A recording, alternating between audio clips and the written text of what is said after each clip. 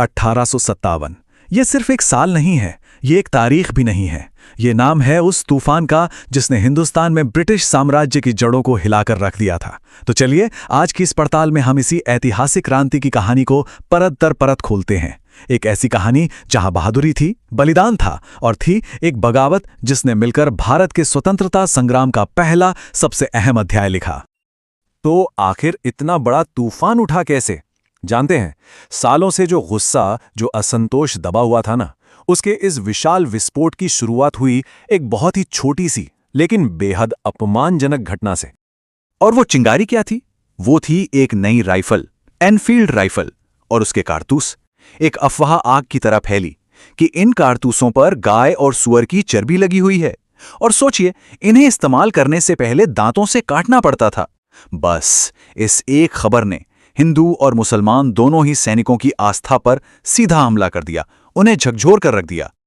इसके बाद तो घटनाएं इतनी तेजी से आगे बढ़ीं कि किसी को संभलने का मौका ही नहीं मिला। एक सिपाही का विरोध देखते देखते कुछ ही हफ्तों में पूरी छावनी की बगावत में बदल गया। अंग्रेजों ने सोचा मंगल पांडे को फांसी देकर वो इस आग को बुझा देंगे, लेकिन हुआ ठीक उल्टा।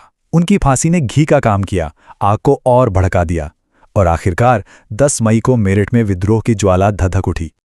लेकिन एक सवाल उठता है, क्या इतना बड़ा विद्रोह सिर्फ एक कारतूस की वजह से हो सकता है?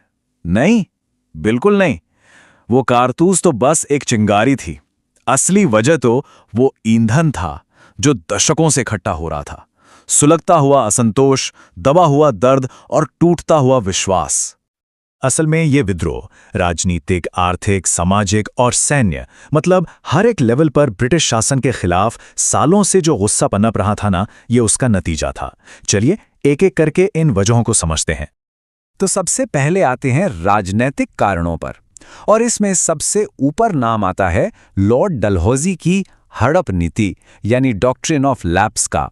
ये नीति बड़ी सीधी साधी लेकिन खतरनाक थी। इसके हिसाब से अगर किसी राजा का अपना कोई पुरुष वारिस, मतलब बेटा नहीं है, तो वो किसी को गोद नहीं ले सकता और उसका राजपाट, उसकी रियासत सीधे सीधे कंपनी के शासन में चली जाएगी।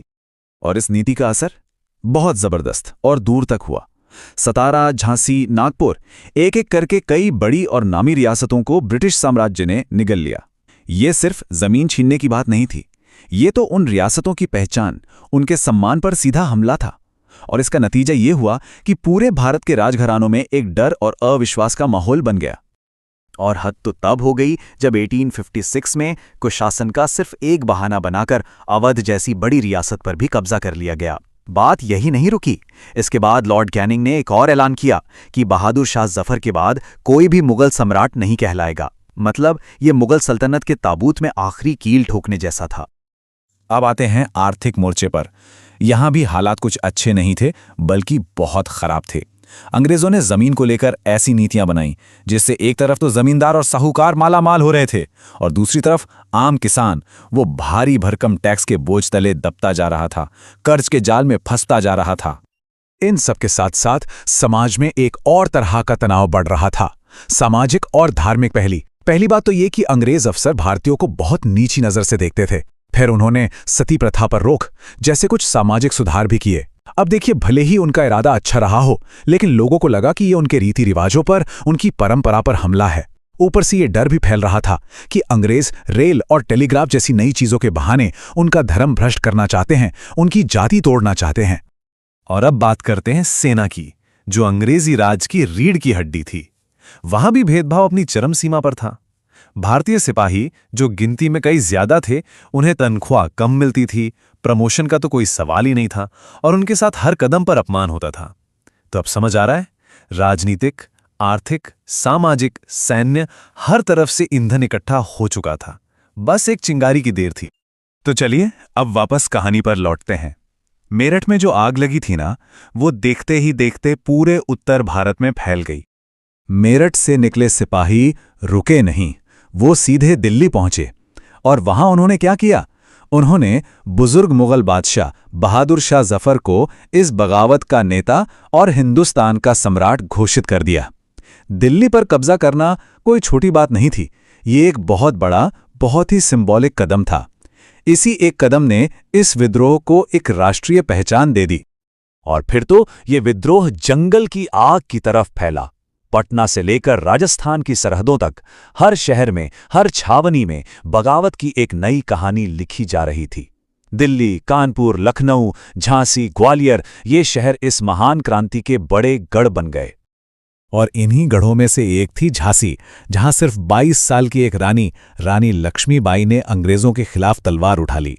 उनकी लड़ाई सिर्फ अपनी रियासत के लिए नहीं थी, ये उनके सम्मान की लड़ाई भी थी, क्योंकि अंग्रेजों ने उनकी हड़प नीति के तहत उनके गोद लिए बेटे को राजा मानने से साफ इनकार कर दिया था। और उनका वो ऐलान, मैं अपनी झांसी नहीं दूंगी, ये सिर्फ कुछ शब्द नहीं थे, ये ब्रिटिश अन्याय के खिलाफ पूरे हिंदुस्तान की आवाज बन गया था, एक हुंकार थी ये।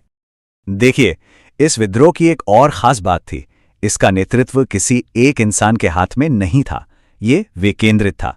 कानपुर में नाना साहब ने कमान संभाली तो लखनऊ में बेगम हजरत महल ने मोर्चा खोल दिया।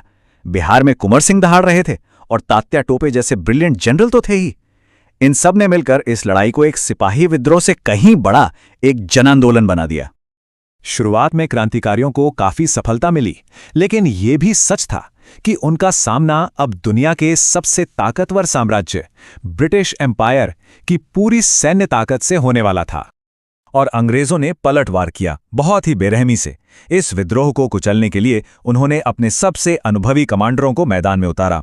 दिल्ली के लिए जॉन निकोलसन को भेजा गया, लखनऊ और कानपुर में कॉलिन कैम्पबेल ने मोर्चा संभाला और झांसी की रानी का सामना करने का जिम्मा दिया गया जनरल ह्यू रोज को।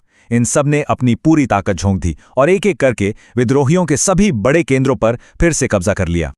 विद्रोह तो दबा दिया गया, लेकिन इसके बाद भारत में ब्रिटिश शासन का चेहरा हमेशा हमेशा के लिए बदल गया। सबसे बड़ा बदलाव क्या हुआ? ईस्ट इंडिया कंपनी का राज खत्म कर दिया गया और भारत अब सीधे महारानी विक्टोरिया यानी ब्रिटिश क्राउन के अधीन आ गया। गवर्नर जनरल का पद बदलकर वाइसरॉय हो गया और हां, भारतीय रियासतों को यह भरोसा दिया गया कि अब उनके राज्य को नहीं छीना जाएगा। लेकिन विद्रोह के दबने के बाद भी एक सवाल हमेशा के लिए इतिहास में रह गया कि 1857 में जो हुआ उसे आखिर कहा क्या जाए। और इस पर ना दो बिल्कुल अलग अलग नजरिए हैं। एक तरफ हैं अंग्रेज इतिहासकार और सर सैयद अहमद खान जैसे कुछ भारतीय विचारक जो इसे सिर्फ एक सिपाही विद्रोह या सिपॉय म्यूटिनी कहते हैं, मतलब सैनिकों की बगावत, बस। लेकिन दूसरी तरफ वीडी सावरकर जैसे राष्ट्रवादी थे जिन्होंने इसे पहली बार भारत का प्रथम स्वतंत्रता संग्राम का नाम दिया और बाद में जवाहरलाल नेहरू जैसे नेताओं ने भी इसे एक राष्ट्रीय विद्रोह ही माना। तो सच्चाई शायद कहीं बीच में है। जो बात सबसे महत्वपूर्ण है वो ये है कि हां, इसकी शुरुआत जरूर सैनिकों ने की थी एक सैन्य विद्रोह के तौर पर, लेकिन यह बहुत ही जल्द एक व्यापक जन विद्रोह में बदल गया। एक ऐसा विद्रोह जिसमें राजाओं, सैनिकों और आम किसानों सबने मिलकर एक विदेशी दुश्मन के खिलाफ आवाज उठाई। तो आखिर में सवाल यही बचता है, क्या 1857 का संग्राम एक असफलता थी? सैन्य रूप से देखें तो शायद हां, लेकिन क्या ये एक मनोवैज्ञानिक जीत थी? बिल्कुल। ये विद्रोह भले ही कुचल दिया गया, लेकिन इसने भारतीय लोगों के मन में एक ऐसी राष्ट्रीय चेतना को जन्म दिया जिसने अगले 90 सालों तक आजादी की लड़ाई की मशाल को जलाए रखा। तो ये सिर्फ एक बगावत नहीं थी, ये एक जागृति थी। ये थी स्वतंत्रता की पहली दस्तक।